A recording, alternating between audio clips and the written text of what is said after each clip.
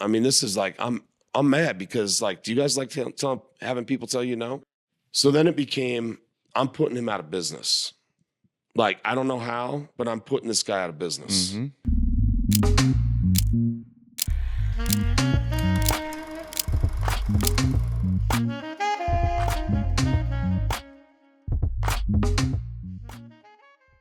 How you get here today in the seat in those beautiful Birkenstocks? In the Dior jacket. Well, we just got on your ass. now, I'm sorry. I had to load myself up in my car and come up here from Orem. It was about a, 45-minute drive, which I did in about 35 minutes. Beautiful. Yep. Spun up here in a little 1977 turbo. If you guys like vintage cars? I love it. That's what I like. Okay. What's your favorite? Well, my favorite car I own is a 96 turbo. Now, the reason being is this guy that ran race teams for Porsche back in the 90s. It was Dietrich Andiel. It was his car, and he pumped it up to like 580 horsepower. And it's beauty to drive. It's like it's everything, no doubt. 96 turbo, silver on the outside, bright blue on the inside. Like, and I redid the inside, which you don't do to classic cars. You do not touch the inside. But I had it ripped out in baby blue, dashboard, headliner, doors, seats, everything. Right. Yep, that's it. That's the one. How often do you drive it? In the summertime, all the time. Yeah, I was kind of like that. I have a Ferrari or whatever. Or I used to have a Ferrari, but literally in the summer, if it's meant for the summer, I drove it every single day. Yeah. Dre sits on his and never drives his Ferrari. I drive it sometimes. No, come on. Like literally, I don't care if I'm going to Don't drive it, you sell it. That's what I say. Thank you. I want to keep it for forever, but I want to get into no, in Miami I drove it every day. It's my only car. Which one is it? The Lusso. It was an old FF. They changed the name. Okay. So it's really the only ones we can comfortably fit in. I mean, I had the 488 Spider. I was forcing it, but YOLO. I like that one though. It's nice. I love. So I've got the 458 Speciale. Oh. And I just wrecked it last fall into a wall. My bad. That's how I know I don't have enough money for a Ferrari, because I don't think I could crash a Ferrari. If I crash a Ferrari, I feel like, man. It was a light crash. Light crash, okay. Yeah. Cool. You bounce back all good? No. It was a really bad idea. It started to snow in Utah. And I'm like, I've got to get this to my hangar, get it out of my garage, because it has, tires on it that aren't good for the, the winter weather. I thought I was being easy on it. I was coming on the on ramp to the freeway, and it literally just like was on ice. Boom, slammed the wall. It was like 35 miles an hour. So it wasn't major damage, but I did put it in the wall. Did you catch what he said though? Where was he taking it? He's taking it to the hangar. Yeah, okay. Okay. Listen closely. So Dre has this thing. Come on now. No, we go get there. It's my wife's hangar. It's not mine. No. So we'll just get there. We've been talking about that. Dre has this thing where I'm like, damn, Dre, like, you should buy this, you should buy that. And he's always like, bro, I need a house for it. I need a location for it. I need the right thing to go along with a Ferrari. So like he takes steps and be like, look, bro, if I'm gonna cop this, I need the house that matches it where it's going to sit. So like, that's why he's so particular and finicky with. Yeah, I'm weird. There we go. And so if I have like, my favorite car is, I don't know if I have one anymore, but it was a Maybach at one point. Okay. But if I don't have a driver, right, or if I don't have, hold on. Let's go there then. Okay. I've never had a driver. I don't think you have to have one. I just feel like the purpose of it is to have one. No. Hey, look, I live in Utah, so driver in Utah. I don't know exactly. I don't typically really care what people think, but Orem, Utah, no one's probably ever had a driver. You got a Maybach?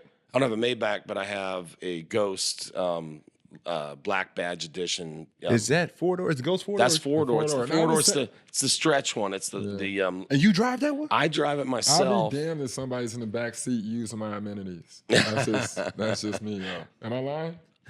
I'm driving and somebody back there just turned up. I'd be pissed. I just feel like it's Succession. Yeah. The perfect example. Okay. You watch Succession? I've seen a little bit of it, but I do want a driver. Don't get me wrong. I don't want to drive it. I want to experience from the backseat. Yeah, there we go. I'll turn it up a little bit and I'll get that done. So that's where I go back to the question, how'd you get here? And so I'm glad you answered it that way. Not many guests answer it that way. So thank you. Yeah. In terms of how you drove here, but I want to know how you got in this seat, and what all you've accomplished throughout your life. Oh boy. Because we've been having a great conversation. I think it's been a real conversation, organic, and some people from a distance can call it tasteless. So I want to go back to a point where you lost it, where you don't have survivor's remorse because you earned everything you got it. Yes. All right. So you can sit here and have a real conversation like, yo, I have a Ferrari here. I crashed it here. I crashed it there. Like, no, I'm not bragging. Fuck you. I worked hard for it. Like, that's where it's at. Well, I'm gonna. Do you want me to tell you? Yeah, I want you to do your thing. Okay. Because we have, and we're going to tell the folks who you are, because the normal basketball fan knows your company based on the arena, but they don't know exactly who you are. And we have this third base theory. And I don't even know what that is, but I want to know. Right, because you didn't come from that. And so that's why we want to hear your story. Like, you really had zero. Yeah, at some point. I did have zero at some point. Well, zero financially, but I had a lot because of how I grew up and who my parents were and my upbringing. I had a lot. I had a lot that maybe I didn't understand at the time, but it was there. I just had to go get it. Yeah, I appreciate that. But Yes. I'm going to give you a small background, like in my background. So I grew up in Idaho. Do you even know where that is? Yes. You've never been there, though, probably. I've been there. Washington State, we play in Pullman, but the hotel we stayed in was in Idaho. Oh, well, that's not. So we really saw being, all that's the, not really being in we saw Idaho. we're from the Midwest, so we see cornfields. And so that was the first time I seen potato fields. Okay. And so instead of green, it So was do you brown. like potato fields or cornfields better? If you had to look at one Aesthetically, or the other. Come on. the cornfields. It's green. Okay. I'll give Versus you that. brown. I'll give you that. So I grew up in Idaho Falls, Idaho. My dad was an orthodontist. He'd grown up in Idaho Falls. My mom grew up on a dry farm. Do you know what a dry farm is? I do not. Which there aren't that many, left anymore. There are still dry farmers. Which a dry farmer is a farmer that has no irrigation rights. So the only rights they have, if it rains, they get that rain. If it doesn't rain, their crops don't grow. So she grew up in very humble beginnings, very, very humble beginnings. Wow, I never heard Alcoholic that. father, pretty abusive. I never really knew him. He died my grandpa died in a drunk driving accident. But that was my mom's perspective. My dad's dad was a tailor, like literally like made suits, nice suits too. He was from Denmark. So, my parents were like good, solid people, just like down to earth, like good people. I grew up with 10 siblings, 7 sisters, 3 brothers. And how'd that happen? No cable television. We didn't have, we had a couple of channels. Yeah. And we really just didn't watch TV. But I'm like, how did my parents keep having, when I'm younger, I didn't know why they kept having babies, but now I know. Because they didn't have cable TV. So they had nothing to do? They had nothing to do but, make babies, I guess. Yeah, I mean, it could like be the South. worse. Yeah, that's what I'm saying. Sure. So, honestly, the best upbringing. But I had 10 siblings, and they're amazing people. Like, when I say that, they're good to everyone. They're kind. Our house was actually quite calm. Even with that many people, you'd think it'd be crazy. It really wasn't. But I was crazy. I was a little bit of not a little bit. I was kind of a wild child. I won't tell you all the stories, but I ended up in a boys' home when I was 14, which I deserved, every bit of it, no doubt. I wouldn't say that it helped me or changed me. It did teach me a lot of things, but that was kind of my track. And my parents, they really just kind of they made sure I didn't hurt myself, but they didn't have a lot of rules for me because I didn't fit the mold of that family. So that's kind of my upbringing a bit. So when you know LDS people. Yes. So in Utah, there's a lot of LDS people, and I wasn't really active or into the faith when I was younger. And in fact, I didn't really believe in God, truthfully, from a very young age until I was about 18, and I had a kind of a crazy life-changing experience that, I went from literally not believing in God, and some people do, some people don't, and I'm good with whatever people think and their belief systems, truly I am, but I went from not to absolutely in a second. I mean, literally, like it was a little small little time frame, but about 10 minutes, and I felt there was some truth in darkness and light. Mm-hmm. So I decided to go on a Mormon mission, LDS mission, to the Dominican Republic. Have you guys ever been to the Dominican Republic? I haven't. Yes. Listen, if you haven't, have you been? Yeah, I've been. It's the best. Yeah, I mean, it's unbelievable. Yeah. It's absolute beauty. Beaches are amazing. Of course, I didn't get to do that as a missionary. Yeah, the French side and the ocean side. Yeah, and all that's pretty cool. Freshwater canals, all that stuff. So it's really cool. But I went there for 2 years, and then it wasn't about me. It was about serving people, getting to know the people. I had to learn the language, so I speak Spanish. I come home, and my parents decided to just cut me off financially, which they had the means to help me out with school and otherwise. But I came home, and my parents decided, like, hey, it's time for us to separate ourselves and you from, what we have. Now you've got to figure out. So my dad drove me from Idaho to Provo, dropped me off at my buddy's doorstep who had just gotten married. Is this too much information? No, this is amazing. I'm listening. Now, dropped me off at my buddy's doorstep, and before he had a conversation, and he just said, "Hey, we're done with you, and you got to go figure it out. Mm-hmm. We're not going to help you." Which, by the way, was the greatest gift he ever gave me. He gave me my freedom. Yeah, you know what I'm saying? Mm-hmm. Like he gave it to me, even though as a parent, you guys have children. Mm-hmm. Yes. I mean, imagine like it's no, and zero, age 21, because I've been gone from 19 to 21, nothing except my birthday. I got $10 every November 23rd. But I get dropped off at my buddy Brent's house. They lived in a 1-bedroom, like kind of a studio in a basement apartment. They allowed me to. They had this little couch with an Afghan and a little pillow. That's where I slept. I didn't have $5. I had some clothes I had previous to the mission, and truthfully, right then, I was a beggar because I had nothing to give. I didn't have a job. I didn't have a car. I had capabilities, but not right then in that moment. Mm-hmm. And I'm going to end it with this, like. The first morning I woke up, this is like ingrained in my soul. I wake up and it almost makes me cry. I wake up the next morning, and it was a Saturday morning, and I was really hungry.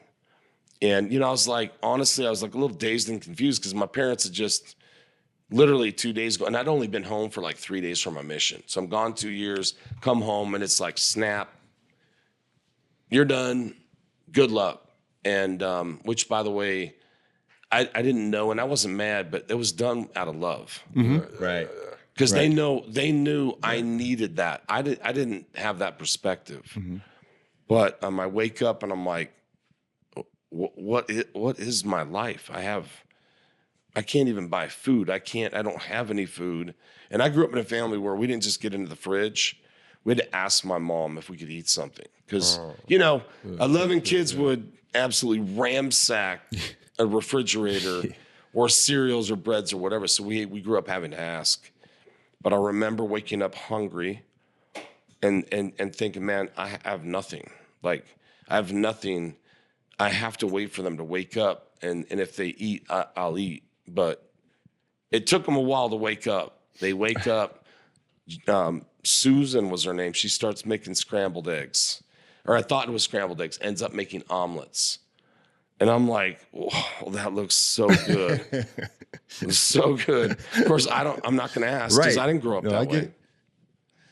And she finally says, hey, would you like an omelet? I'm like, please. And the gratitude I felt to Susan and Brent was tremendous. And I remember sitting there, and I wanted cheese, by the way. Is that crazy detail? No, it's not. And she finally asked if I wanted cheese. I'm like, oh, absolutely. I want some cheese on that.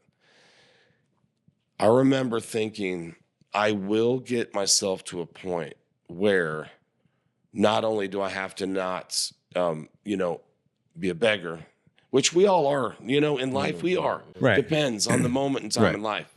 I've figured that out also. It's not just financial, but I want to be able to help people. I want to do things that can lift other people up and help take care of people. So that moment was life changing for me and difficult though. It wasn't fun. I wasn't like, hey, this is great. No, it was, I'm in a hole. I don't know how to get myself out of this hole. I got to figure this out. I didn't even know how at that point, but that's where I started right there. Gotcha. Brent's, and he didn't want me there, by the way. Thin walls. They had very thin walls. They were just married a month, and I'm sleeping outside on their little couch. I didn't want to be there. They didn't want me there, but I have a choice.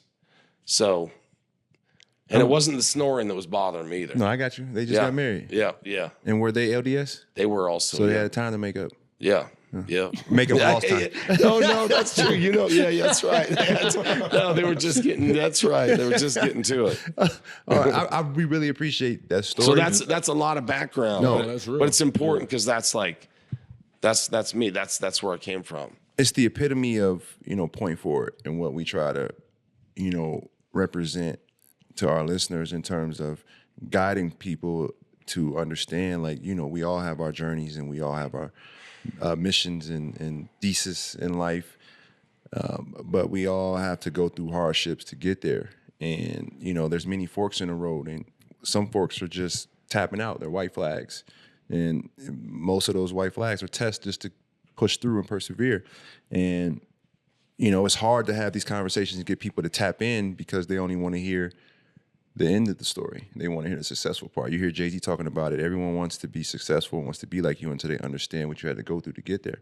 And so I'm going to play a little bit of Tarantino in terms of chopping up the story. Uh-oh. We're going straight to the end now. Okay. And our connection in terms of, obviously, there's a basketball connection here with your company. Yep. Being the naming rights to the Utah Jazz Arena, Vivint Arena. And so talk to us about how that came about. Interestingly, this is before the Smiths owned the Jazz. Mm-hmm. The Millers owned it, and lots of respect to the Miller family for what they've done for the state of Utah. I mean, they've been amazing, and even amazing in turning the Jazz over to the Smiths, who have the energy and the passion and kind of the belief to take it to the next level. And it's all good. I mean, I thought that process is amazing, but the Miller family, I guess it was about 10 years ago, had their team come and approach Vivint to replace the previous group to have the naming rights. And look, being from where I came from, I thought, man, naming rights and the amount of money that cost, man, I'm not even interested. And it was a hard no. Mm-hmm. That was over the phone. Somehow, they ended up getting another meeting placed with me, and a few of my team, they really wanted this to happen. And I'm like, no, let's use the capital to grow the business, back into the business like I'd always tried to do. And anyway, I come waltzing. It was a setup, shoe setup. You've been in those. Something set up. It's like sneak attack meeting. So I waltz into my office. There's like three people sitting there, and one of the people was from the Jazz. I don't remember his name now, in their marketing department. And they had one of those, I don't even know what you call them. You guys, you're not old enough. How old are you? 39. Yeah, you're old enough, maybe. Do you remember those little things you look through and you'd have to move, you click them? And 3D glasses, but the child version. Child ones. So anyway, they had one of those sitting there, random. The early metaverse. Sitting on my desk, and like, hey, pick that up. And they had superimposed on the arena in that thing, Vivint on the arena. Gotcha. Click, click, click. Done. Just like that. I'm like, impulse buy. That looks. Yes, well, hey man, those Tiffany brooches I bought. Yes, I am. I'm not mad at I hate to say that, but honestly, I'm like, that looks right. And we had talked a bit about the impact nationally, and even beyond that that could have on Vivint. I was just someone where I was a bit conservative, aggressive in business, a bit conservative with capital, and I just didn't feel it. But when I saw that, I'm like, and I'd heard all the data, the information, the reach that you all have. I was like, I knew all the truths about that, and then when I saw it visually, it was over. So gotcha.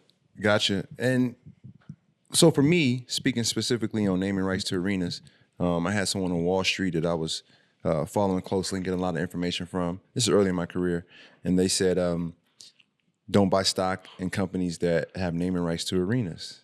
And they brought up the Enron situation and, just other things. So I was interested to know if that was taken into account. We talked about that.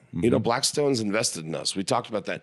Honestly, they were more for it than I was initially. Oh, interesting. Yeah, I mean, we're a national company. We have customer base in every state in the U.S., probably every city at this point. We've got several million customers.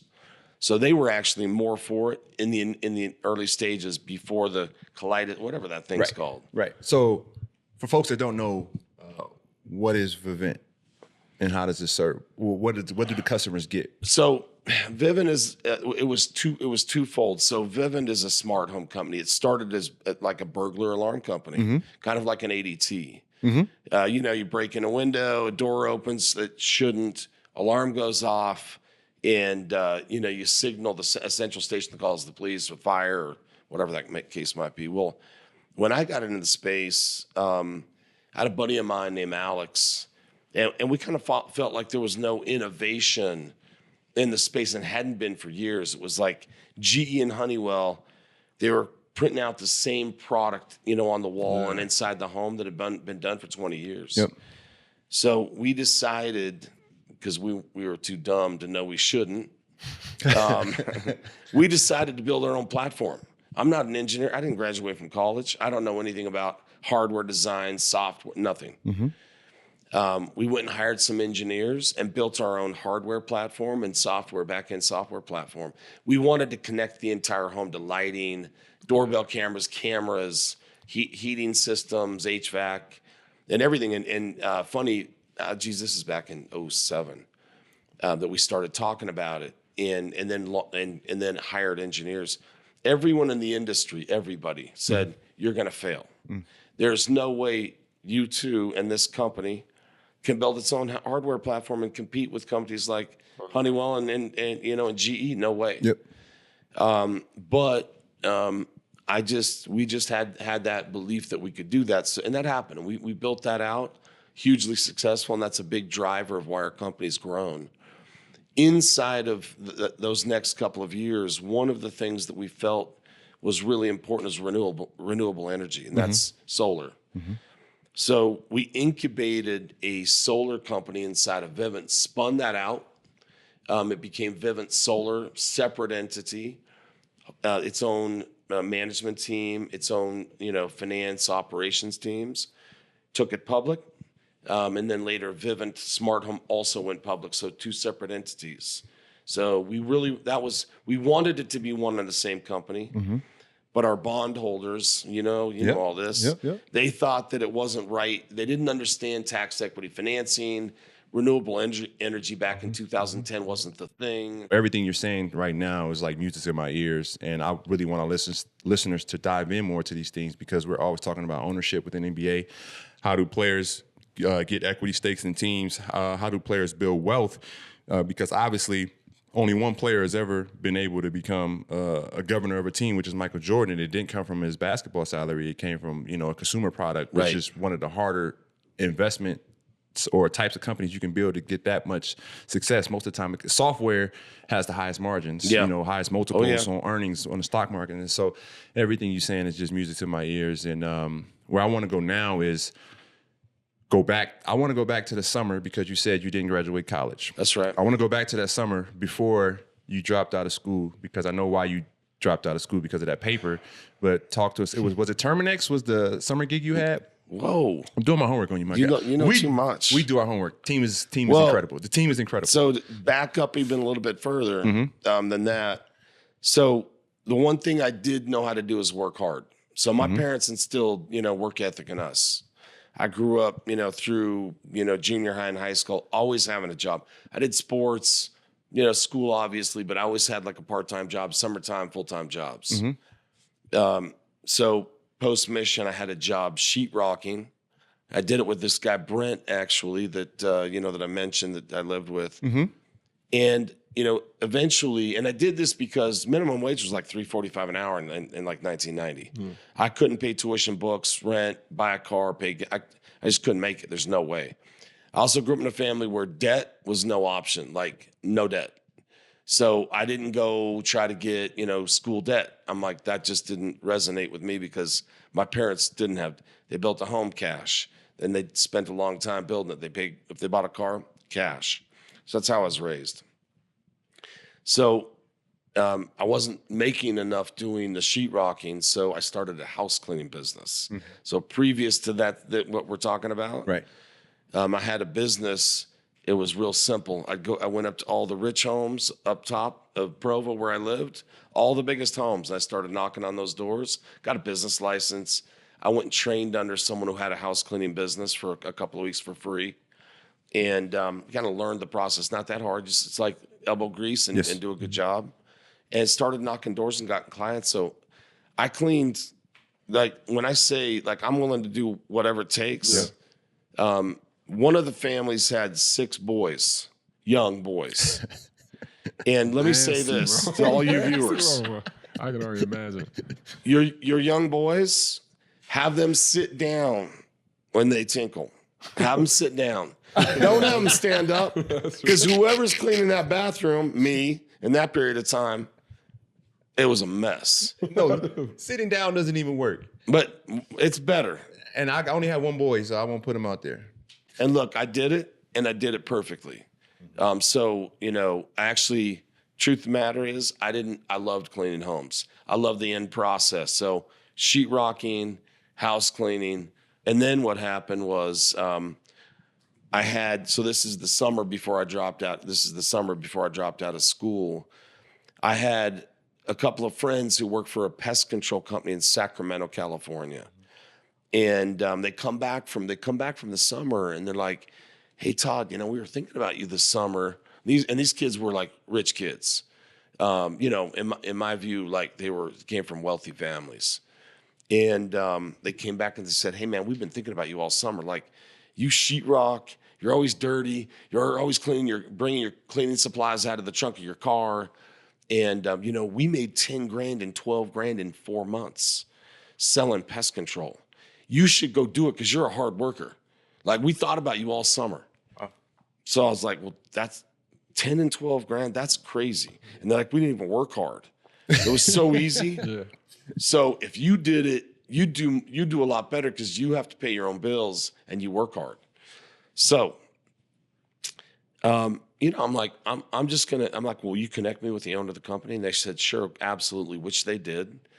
So I got my little beat up, like golf GTI paid like $1,500 where it barely ran. Drove to Sacramento, California to meet with this guy, Scott Harmon, for a job. And I go through this little training regimen. He put a bunch of people through. It's for this testing stuff. It was super easy. Finish all that, pass the test, sit down with me. He's like, hey, Todd, I'm not going to hire you. I don't think you do a good job doing this. And I'm like, what? I'm like, I'm confused. Like, everything I'd ever done in my life. Now, I played basketball in high school. I was a really good, really short, slow, with no hops. Is that? So what were your strengths? I don't know. I try. Hey, here are my strengths. I worked hard. Oh, okay. Man. No, that's a bigger strength than I'm telling you, I worked hard. Nobody beat me in a drill. Nobody out. I mean, ever. But I had NBA dreams, but the NBA it just wasn't in my cards. You still balling. Yeah. Hey, still balling. Idaho Falls Tigers. So anyway, he's telling me I'm not good enough. And I'm like, Scott, hold on a second here. Like, I just served a mission 2 years. I killed myself doing what was asked of me, like 24/7. I didn't call home. I didn't date. I didn't swim. I didn't go to movies. I was 100%. I come home. I'm taking care of business myself. I'm telling him all this. He's like, yeah, don't care. I just don't think you do a good job at this. The sales thing and working for my company. Right. And I'm not accepting it. Like, because that doesn't work for me. And I'm like, Scott, hold on a second. Like, I sheetrock. Do you know how hard sheetrocking is? Have you ever done it? Yeah. It's a lot of work, but I actually loved it and I was good at it. I'm like, I have a house cleaning business, cleaning toilets and kitchens and floors. And he's like, yeah, he's still, no, it's a no still. And I cannot get this guy to say yes to me. He's like, hey, we're done. Here's the door. Thank you for driving out to Sacramento from, and I didn't have the money to do that. And my car kept stalling because the what do you call it? Alternator. I don't know. Alternator. Whoa. That's what all black people say when something wrong with the car. No, it was my alternator.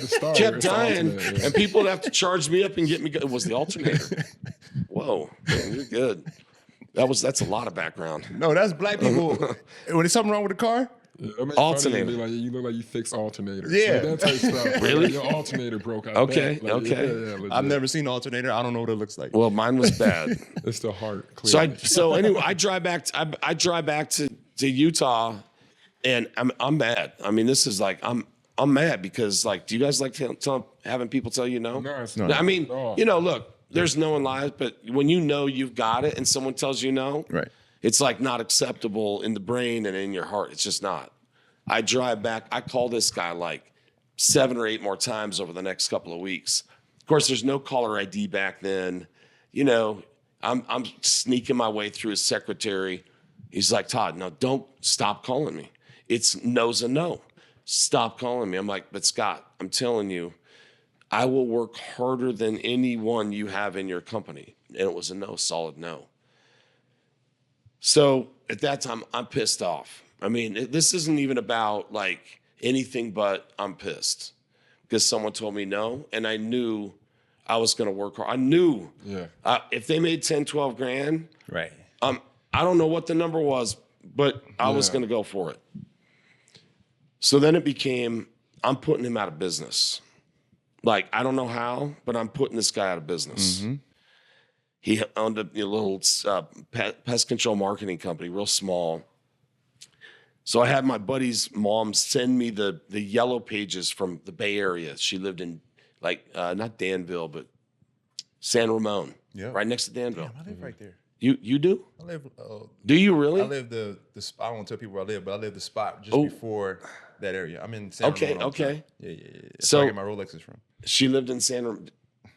I see everything. Oh, she lived in San Ramon, and she sends me the yellow pages. I start calling every pest control company in the book, saying, hey, I'm from Idaho, living in Utah, school student. I want to come work for you next summer. Selling pest control on your phone, taking leads like my buddies were doing. Every single person I called said, no, man, we don't hire part-time people. And you live in Utah? You're from Idaho? What? Like, this doesn't make sense. And I just kept calling over about a month and a half period of time. If someone even sort of acted like they were curious, I'd call them back. And that was a hard no. Mm-hmm. I finally got to this guy named Daryl Ennis from Terminex. And at this point, I'm like, I knew how to like knock on doors for my mission, engaging with people on the street, no problem, pretty relaxed about it. I was to the point where I said, hey, look, Daryl. And he was like, now, what are you doing? I'm like, I'm trying to sell pest control, expand your business. I said, look, I'm willing to come out and work for you with your company. I'll knock doors. I wasn't even asking for leads. No leads, no nothing. Right. I'll knock doors, and if I don't make a sale that day or that week, you don't pay me. You only pay me if I make a sale. And he's like, well, that doesn't make sense. Like, how are you going to do that? And I explained my mission. Right. I know how to work hard. I did the whole thing. And he said, well, come out here and meet with me. So I drive out there, and Daryl's like, well, where's the risk in it for me? And he said, hey, by the way, Terminex is like a big company. Did you know that? I'm like, we didn't have Google. Yeah. So I didn't know who they were. Right. he's like, we're like $1 billion pest control company. I said, well, I had no idea, but that doesn't matter to me. I just want to go knock doors and make you guys money. So, and I said, and by that point, I had like 10 of my buddies they're like, hey, if you get a job doing this, can you bring us along? So I explained that to him. I said, I've got a group of people that want to do this if I do it, but if I manage them, like pay me some sort of like override. Yeah. And he's like, well, this seems like a no-brainer, no risk. I'm like, it is no risk. So we couldn't go to California because of this licensing thing. That's where he was. Mm-hmm. He set us up in Arizona, in Mesa, Arizona. Mm-hmm. And one of my buddies, I have no money. And I was making enough money to pay my bills and no debt. I didn't have a debt on my car. It wasn't very expensive. And so I have no money. So I finally go to my mom. And like I was in need. Mm. And I said, hey, Mom, can I borrow $5,000? And I drove up. And like for my parents, like that's a big deal. Yes. So I sat down with my mom and I'm like, I'll pay you back in 4 months. Like every dime I make goes to you first. And by the way, I paid her back $6,000. That's a Warren Buffett model. Yes, I paid her back $6,000. He loans bank. And I should have given her equity. Should have given her equity. But she's your mom. Yeah, but I did buy her house and her car. So I got her back later. Valentine's Day gifts. Yeah, it was. Yeah. So I go to Arizona, Mesa, Arizona. It's not developed out the way it is. My buddy's dad had somewhere for us to live. It was a trailer on an old stud horse farm. And this thing had no running water. It had electricity, but no running water. But it was free. And me and my buddies, there ended up being 12 of them on sleeping bags on the floor of a trailer. That's where Vivint started. Right there. That's where we started. Wow. We bathed at my friend Denny's house at night. Showered. His dad was so cool. Swam in their pool, bathed at night, back out to the trailer, slept up early because it was summertime Phoenix. Hot. Yeah. But anyway, that's where we started. All I knew how to do was work hard. I didn't know sales, not really. But I made $80,000 that summer. $80,000 in the summer of 1992. And I worked 9 in the morning till 9 at night, 6 days a week, knocking on people's doors, saying, hey, do you have pest control? What do you think about pest control? Do you have bugs? And $80,000 I made that summer as a young kid. And guess what car I bought Guess what car I bought? If you have done the research, like what car did I buy? You bought you a DeLorean. Whoa. This is crazy. So South San Jose, like my car literally was done. It was done. It like the alternator was really bad. I mean, you think you have bad alternators? Mine was bad. It was like, sometimes a day, sometimes two, someone had to jump me. So you got a pickup. Nope, I didn't get a pickup, but I wanted a Jeep. So I'm looking in the whatever, in the sales side of the newspaper, and there's this salvage title Jeep. It was a little older that was listed for $5,000. And I called this guy up and I'm like, hey, I'm interested. I said, does it run straight? It's salvage title. He's like, well, it's in a big wreck, but it's fixed straight. I drove to South San Jose at nighttime in kind of a tough area, like not a great area. And, I'm a white boy. So I'm like, am I supposed to be here? This seems interesting, kind of down a dark alleyway. I meet this guy and I said, hey, look, I don't have $5,000. I got $3,500. I know you want $5,000, but I can only pay $3,500. Will you take $3,500? He said, well, if we flip a coin and you win, I'll take $3,500. But if you lose, you're driving back somewhere and you're getting me $1,500. Flips the coin, I win, hands me the car, hands me the title. So, I could have bought like something special, something new, leased something up, salvage title Jeep. Moved back to, I didn't buy a house, didn't do anything, moved back to my home I was living in with 6 other guys. My rent was $188 a month. Saved every dime, every single dime beyond that for school. I thought I was going to finish school that way. So I re-engaged in school, and I'm literally in a class. It's a political science class. And like, I'm not vibing. I had one of those. It's like, I don't care about what the teacher's teaching me. Don't care. I'm like, how's this going to help me pay rents? Or how's it going to help my future? I just didn't have that perspective. Yeah. And I had a 30-page paper due. And I had the opportunity because Terminex said, hey, would you bring 100 people out this next year? I'm like, I can do this and listen to this, which is it just doesn't feel like it's getting me anywhere. Or I can go focus on building this little company. I might or might not work, I don't know. But I felt like I had something in me that said, I've got something here. And I know how to do this, and I'm in control of what's going on based on my efforts. I stood up, middle class, walked out, never went back. I'm going to say this, stuff doesn't matter. I mean, the cars I have, the plane I have, none of that matters. None of it matters. It's just stuff. It's fun, but it brings no joy. It's just things. I know for a fact, because I was at a point where, I started with nothing. And I'd look at people that had the things, the cars, the homes, all that. And I thought, man, I got to get there because that looks amazing. And when that event happens, man, then I'm going to be happy. But you all know it's not even the payday. Right. When the big paydays, people would think, oh man, that's got celebration. When I've had big paydays, and I've had a few, my wife and I don't really even talk about it. It's an event, but it's not one of those things that I've purchased or that I own brought real joy into my soul, my heart. Mm-hmm. My kids aren't, they don't care what car I buy. They care how much I engage with them and if I'm present with them. Mm-hmm. And my wife's the same. So that's why, I talk about it, and I don't want to be flippant about it, but I do have a lot of things that I have because I worked hard, and delayed gratification, by the way, very, very important. The way I live now is different than the way my wife and I decided to live our first 18 years of marriage. We've been married almost 29 years now, 5 children. When I got married to my wife, I explained to her my vision on where I wanted to go. Now, the companies have gone beyond what I, really believed at that point. I didn't think quite big enough back then.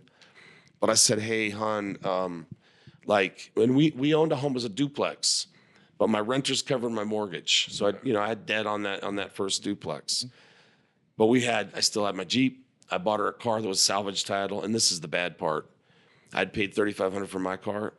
I bought her a car for $1,800. That was piggish of me. Now I understand. Don't you say? Now I understand the Valentine's Day gifts. I got to make up for Yes, sir. what I did in the beginning. I was looking out for me more than her. I feel bad about it still. Don't you think? I bought her a car for less money. This is the guy to ask. Don't you think?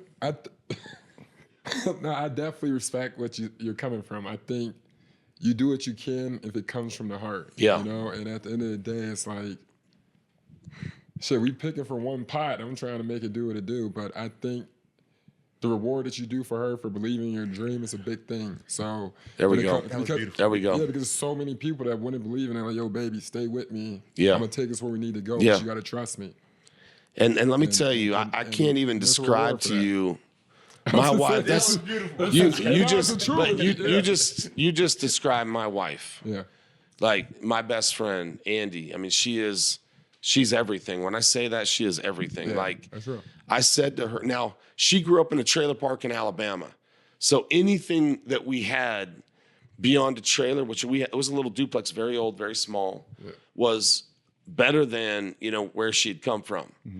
Mm-hmm. But when we got married, I said, look, I want to build something big. I don't know what it means. I don't know what that is, but we're going to live on the least amount of money possible for the longest time possible.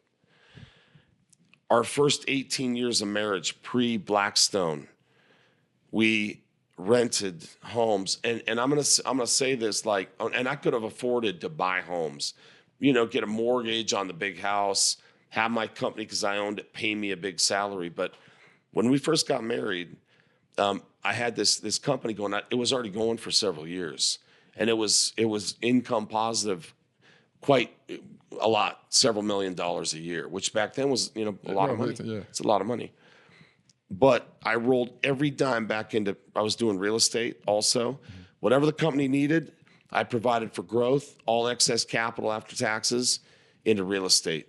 And we lived in rental homes. We had sold the duplex early because the market went up, bought it for 74, sold it for 140, took the money, put it into real estate, and we started renting. And we drove cars for 18 years. This is no joke. That they were good. Alternators weren't bad. They worked. Yeah. But I drove a truck that was rusted for 9 years, this old Dodge truck. But I saved all my capital. We didn't buy Tiffany's. We didn't have handbags. And we rented homes that were really inexpensive, linoleum countertops,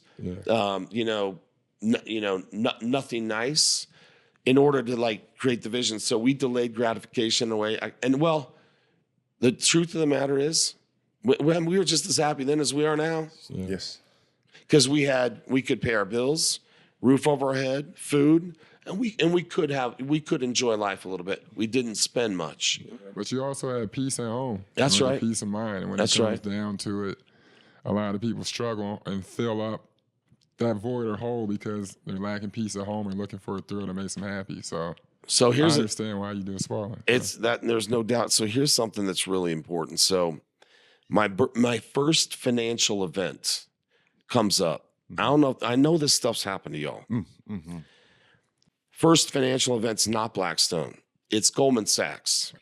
Bless their hearts. Sometimes, not really. Sometimes, not really. I'm gonna try to talk nice. So, the company's doing real well. It's growing. It's expanding. This is we're fast forwarding all the way to 2012, mm-hmm. and I started the business in '92. So 10-year period. Goldman Sachs approaches me and says, "Hey, we want to buy 25% of the company for $40 million. And this is not cash on the balance sheet. This is cash in my pocket." Mm. And I had a partner that owned 15% of the business also. And that was a lot of money for me back then. I had a lot of real estate, but I never took the cash flow home. Right. Always back into the business. And at that point, 10 years later, I was still paying myself $60,000 a year. That's it. I never had taken dividends out of the company personally, mm-hmm. obviously to pay real estate, but to spend. And so $40 million was a big payday. Well, here's the deal. My wife, we had 2 children at that point, and my wife went into the deepest, darkest depression postpartum. And it had been a couple of years already, bedridden depression. Now, I had 2 young children, wife in bed, didn't have help. I should have had a bit of help. Truthfully, looking back, I just didn't think like that. Mm-hmm. And but I still had to run the business. I had to make good decisions for the future of my family.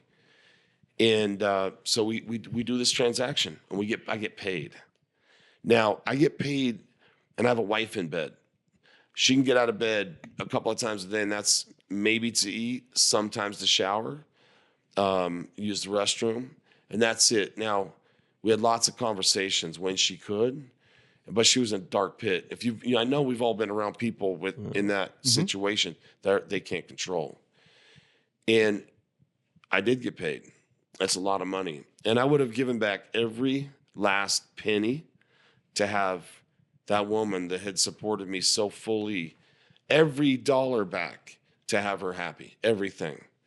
So I've been blessed in life, definitely financially, no doubt, hard work, whatever. I haven't done it all. I've had amazing people around me, but also call it the cosmos, call it whatever, call it God allowing hard situations. And that's not the hardest I've been through, by the way. That's one of. Allowing things to humble me and help me understand that, man, the things we're talking about, they're fun, they're things, right. But they don't last. Right. But there's something I enjoy, but it always comes down to the people that we're around and the people we love and the people that support us that are real to us, mm-hmm. Relationships, our health. Mm-hmm. And we say this and it sounds trivial, but it's not. So that's just a little taste of where I came from and my first time getting paid and the perspective I've had. And then the life has hit me more times on the head. Maybe I've needed it, probably have. But I appreciate that now looking back on it. Now, by the way, my wife's good and healthy, and I've got Andy back in 100%. Love it. Man, I appreciate you coming, pulling up. Yeah. Man. I learned a lot, and thanks for being open and vulnerable. I actually, Yes. Thank you. yeah, especially you love that you have for your wife. That was Yeah, dope to hear, for real. That sounds crazy, but No, he dope. always talks about that. He was like, my wife and I like, timepieces. And so he always jokes whenever about my wife a timepiece. Yeah. I can't wait till I love somebody as much as you do. I want to buy somebody watches like you buy her watches. We always laugh about that. You're not married? Nah. Come on. Nah. You just have, come on, well, let's talk about it. No, I'm saying like I'm moving toward, How old are you now? I'm 34. Oh, you're kind of in that zone. You gotta. Now I got married early because like in my religion, like we can't have. He doesn't, I mean, I've been knowing my wife since middle school. yeah, he's not an advocate of it. No. But I'm happy I'm married. There we go. There we go. Okay. All right, we good. Thank you. Thank you. Thank you.